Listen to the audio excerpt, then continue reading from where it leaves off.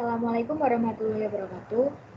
Kami dari kelompok 10 yang beranggotakan Sally Ardiansyah, Lawasufi Syulhotami, dan Anissa Duchandra ingin mempresentasikan hasil kerja kelompok kami mengenai pemikiran ekonomi dari Al-Makrizi. Al-Makrizi memiliki nama lengkap Taqiyuddin Abdu Al-Abbas Ahmad bin Ali bin Abdul Qadir Al-Husaini. Beliau lahir di desa Barjuang, Kairo pada tahun 766 Hijriah. Keluarganya berasal dari Makorizah, yakni sebuah desa yang terletak di kota Ba'laba. Oleh karena itu, ia cenderung dikenal sebagai Al-Makrizi. Kondisi ekonomi ayahnya yang lemah menyebabkan pendidikan masa kecil dan remaja Al-Makrizi berada di bawah tanggungan dari sang kakek dari pihak ibunya, yakni Hanafi Ibnu Sa'id. Beliau merupakan seorang penganut mazhab Hanafi. Al-Makrizi muda pun tumbuh berdasarkan pendidikan dari mazhab ini.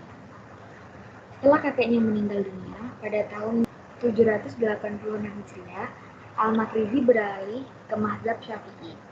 Bahkan dalam pemikirannya, ia cenderung menganut mazhab Zahiri. Al-Makrizi merupakan sosok yang sangat mencintai ilmu. Sejak kecil, ia gemar melakukan rihlah Islamiyah. Ia mempelajari berbagai disiplin ilmu seperti fikih, hadis, dan sejarah dari para ulama besar yang hidup pada masanya. Di antara tokoh terkenal yang sangat mempengaruhi pemikirannya adalah Ibnu Khaldun, seorang ulama besar dan penggagas ilmu-ilmu sosial, termasuk ilmu ekonomi. Interaksinya dengan Ibnu Khaldun dimulai ketika Abu al-Iqtisad ini menetap di Kairo dan memangku jabatan Hakim Agung atau Qadi al-Qudah, mazhab Maliki pada masa pemerintahan Sultan Barqut. Berikutnya akan dibacakan oleh Anissa Duchandra. Selanjutnya ada karya Al-Makrizi. Karya Al-Makrizi terbagi menjadi dua, yaitu yang pertama ada buku-buku kecil. Kemudian pada buku-buku kecil tersebut dibagi menjadi 4 kategori. Yang pertama, buku yang membahas beberapa peristiwa sejarah Islamum seperti kitab Al-Niza' wal Al-Takhasum Fima Baina Bani Umayyah wa Bani Hashim. Yang kedua, buku yang belum terbahas oleh para sejarawan lainnya, seperti kitab Al-Ilmam bin Al-Akbar Man Bi'ar Al-Habasyah min Muluk Al-Islam. Ketiga, buku yang menguraikan biografi singkat para raja seperti kitab Tarajim Muluk Al-Ghorab dan kitab Al-Zahab Al-Masbuk Bizikr Man Haja min Al-Khulafa wa Al-Muluk. Yang keempat, buku yang mempelajari beberapa aspek ilmu murni atau sejarah, beberapa aspek sosial dan ekonomi di dunia Islam pada umumnya, dan di Mesir pada khususnya seperti kitab Syuzur Al-Uqud fi Zikr Al-Nuqud, kitab Al-Aqyal wa Al-Auzan Al-Syar'iyah, kitab Risalah fi Al-Nuqud Islamiyah, dan kitab Ighatsah Al-Ummah bin Kashif Al-Ghumah. Sedangkan yang kedua terdapat buku-buku besar, dikategorikan menjadi 3 bagian, yaitu yang pertama, buku yang membahas tentang sejarah dunia seperti kitab Al-Khorab, Al-Khobar an Al-Bashir. Kedua, buku yang menjelaskan sejarah Islam umum seperti kitab Al-Durar Al-Mudiyah fi Tarik Al-Daulah Al-Islamiyah.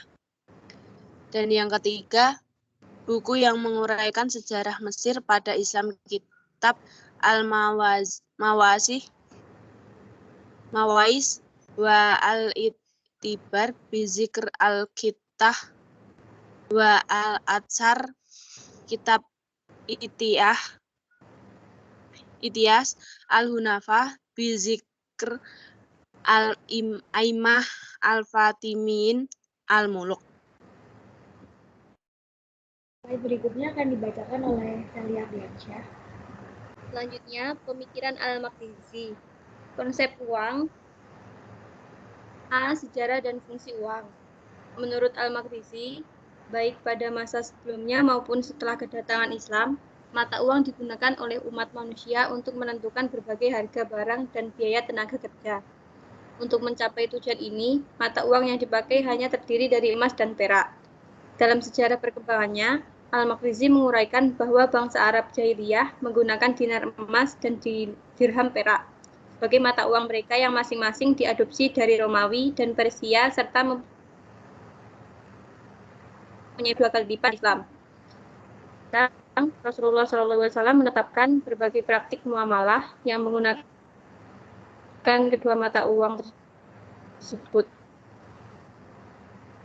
bahkan mengaitkannya dengan harta zakat. Penggunaan kedua ini terus berlanjut tanpa perubahan sedikit pun hingga tahun 18 Hijriah ketika Khalifah Umar bin Khattab menambahkan lafal-lafal Islam pada kedua mata uang tersebut.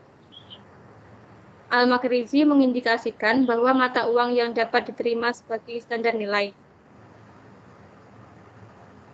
tradisi hanya yang terdiri dari emas dan perak. Oleh karena itu, mata uang yang menggunakan bahan selain kedua logam ini tidak layak disebut dengan mata uang.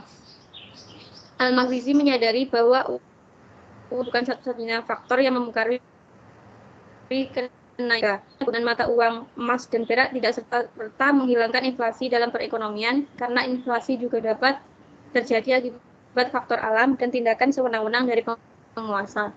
Konsep uang yang kedua yakni implikasi penciptaan mata uang yang buruk. Al-Maqrizi menyatakan bahwa penciptaan mata uang dengan kualitas yang buruk akan melenyapkan mata uang yang berkualitas baik. Pada masa pemerintahan Sultan Salahuddin Al-Ayyubi, mata uang yang dicetak mempunyai kualitas yang sangat rendah dibandingkan dengan mata uang yang telah ada di peredaran. Dalam menghadapi kenyataan tersebut, masyarakat akan lebih memilih untuk menyimpan mata uang yang berkualitas baik dan meleburnya menjadi perhiasan serta melepaskan mata uang yang berkualitas buruk ke dalam peredaran. Akibatnya, mata uang lama keluar dari peredaran. Menurut Al-Maqrizi, hal tersebut juga tidak terlepas dari pengaruh pergantian penguasa dan dinasti yang masing-masing menerapkan kebijakan yang berbeda dalam pencetakan bentuk serta nilai dinar dan dirham. Konsep uang yang terakhir yakni konsep daya beli uang.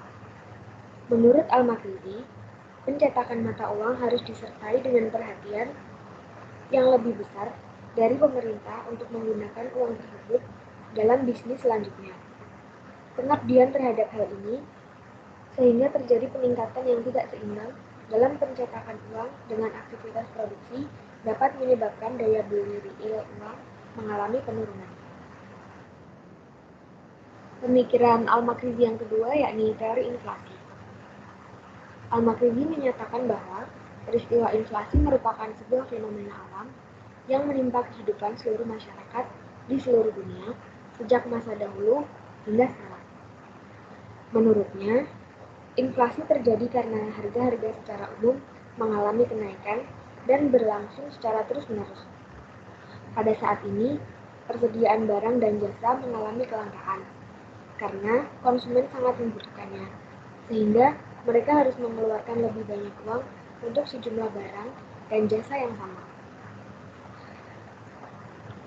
Ia mengklasifikasikan inflasi berdasarkan faktor penyebabnya ke dalam dua hal, yaitu inflasi yang disebabkan oleh faktor alamiah dan inflasi yang disebabkan oleh kesalahan manusia. Berikutnya akan dibacakan oleh Anissa Duchandra.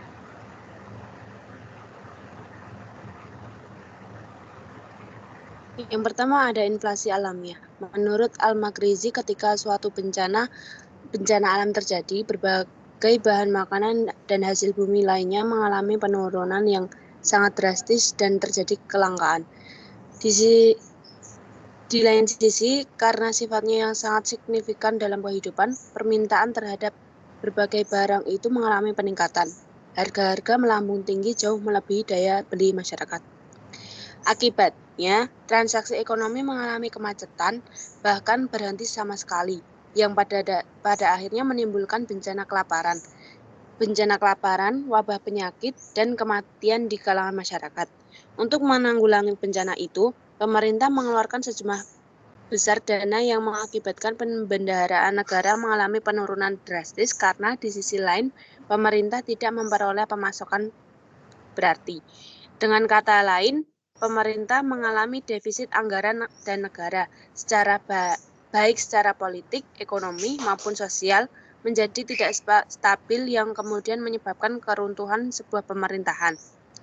Yang kedua, inflasi karena kesalahan manusia. Selain faktor alam, Al-Makrizi menyatakan bahwa inflasi dapat terjadi akibat kesalahan manusia. Ia telah mengidentifikasikan 3 hal yang baik secara sendiri-sendiri maupun bersama-sama menyebabkan terjadinya inflasi ini. Ketiga hal tersebut adalah korupsi dan administrasi yang buruk, pajak yang berlebihan dan peningkatan sirkulasi mata uang fulus.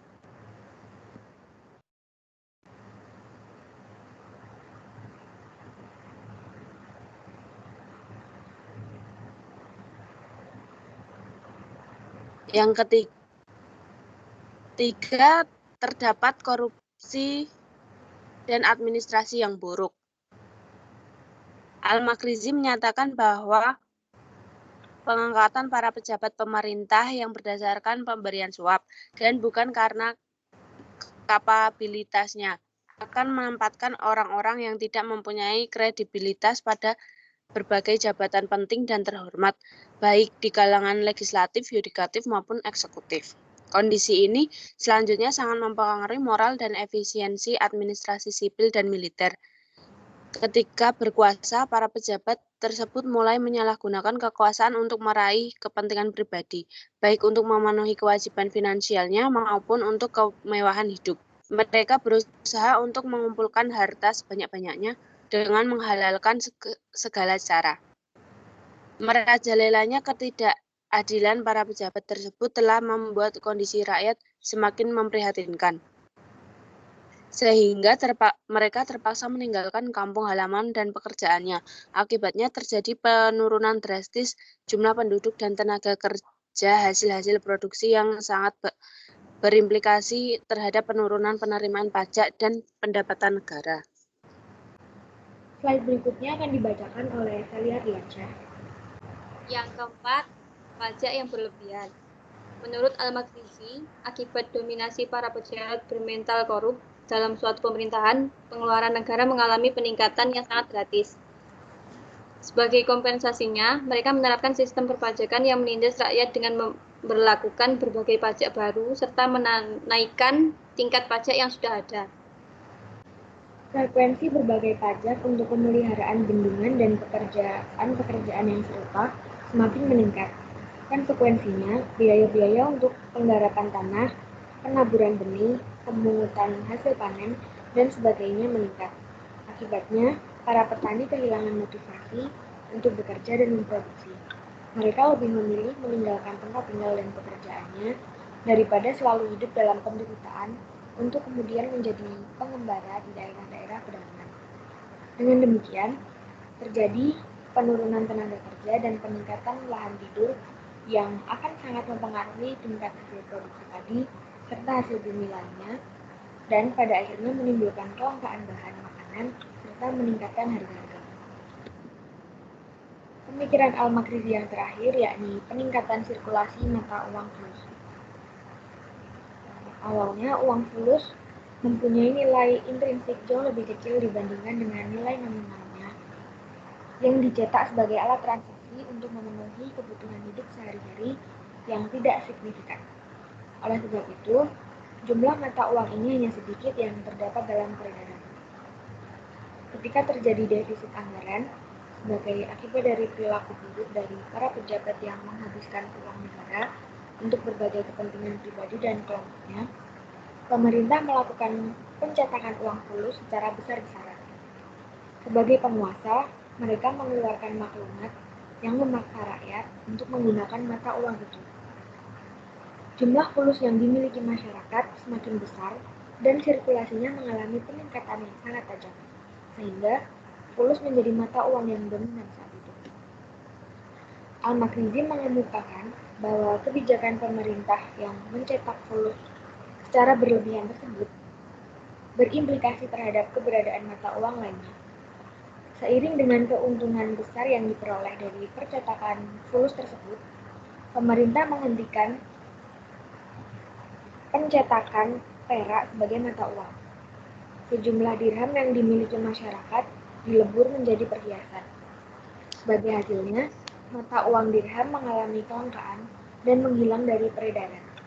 Sementara itu, mata uang dinar masih terdapat di peredaran meskipun hanya dimiliki oleh segelintir orang saja.